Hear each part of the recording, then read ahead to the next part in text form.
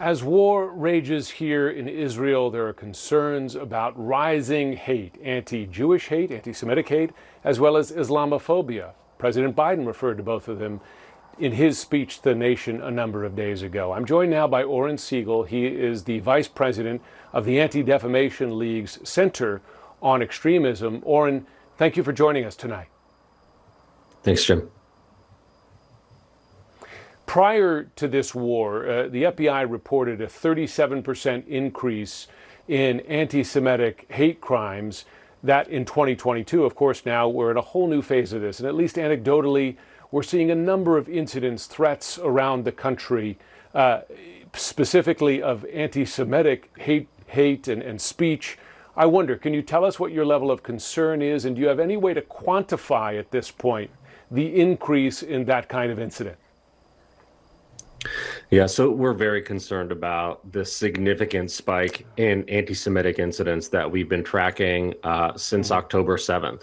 Now, I should note that already we were at all-time highs in this country. You mentioned the FBI hate crime data.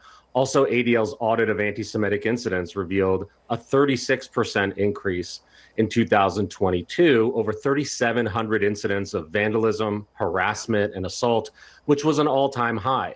So it's in that sort of time frame, and with the vulnerability of the Jewish community already at an all-time high, that we have seen a 388% increase just since October 7th in comparison to the previous year. There has been increased security at synagogues, at Jewish schools. Of course, there are so many of them in the U.S. that is a mammoth task to imagine. You cannot secure every location. Does it provide some comfort? Are those measures at all effective?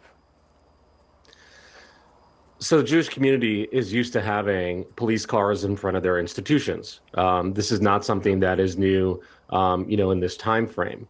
I think it's important to have that show of strength because we are seeing the normalization not only of anti-Semitism, but of the messages that we know animate violence. So over 400 rallies have occurred in the United States that have featured the glorification, celebration, and legitimization of the type of violence that we saw against children and the elderly and the innocent in Israel. And when you have people who are promoting those types of ideas, and we already have this level of anti-Semitic animus animating real-world activity here, this is why it's important for law enforcement and other allies, frankly, to say, we stand with you. Yeah.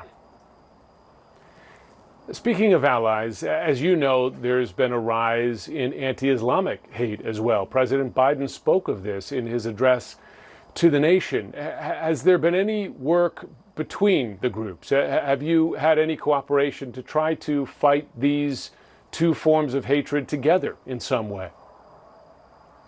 So the sad fact is, when we see a rise in anti-Semitism, rises in Islamophobia, racism, misogyny, and other types of hate are not far behind.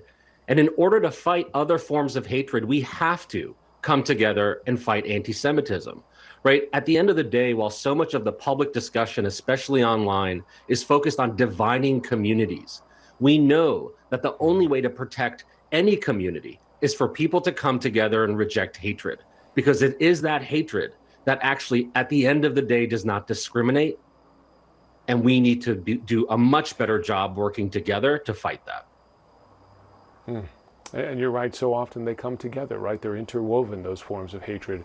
Oren Segal, we appreciate the work you do, and we appreciate you joining us tonight.